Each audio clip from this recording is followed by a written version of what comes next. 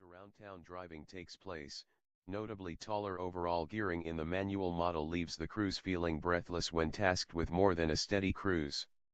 During our drive through Nashville, we often found ourselves one gear lower than should be necessary, and even moderate grades required a downshift or two to climb smoothly. On several occasions, we even downshifted into first gear at speeds above 10 miles per hour just to avoid lugging the engine in traffic.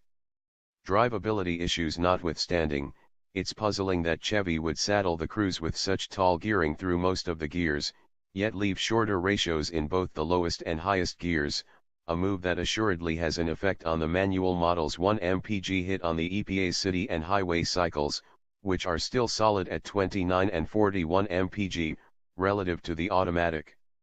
Why not blanket the spectrum with sky-high ratios and match the automatic on the EPA test? Of course, the easy workaround for tall gearing is to shift more and to hold lower gears. However, the Cruze's ratios also are widely spaced. So much so that the engine's 177 lb-ft torque peak, on a nice plateau between 2000 and 4000 rpm, doesn't help all that much when the revs fall off hard after part throttle upshifts. The Turbo 4's 153 horsepower don't pick up the phone until 5600 rpm, with power dropping off precipitously after that. The driver's shift point, effectively, is at a 1980s like 5600 rpm, there being no evident payoff in holding onto the 6500 rpm redline.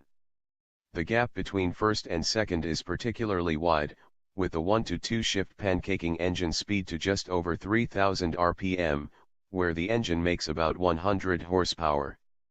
So the driver holds down the accelerator and waits for the turbo to start its long, slow march toward the next shift. That's where we did find a compelling, if unorthodox, use for this 900 rpm black hole between the horsepower peak and the redline as a cushion for no-lift shifts. The dearth of power at max RPM softens the driveline shock to almost tolerable levels when holding the accelerator to the floor, clutching in and selecting the next gear, then popping the clutch.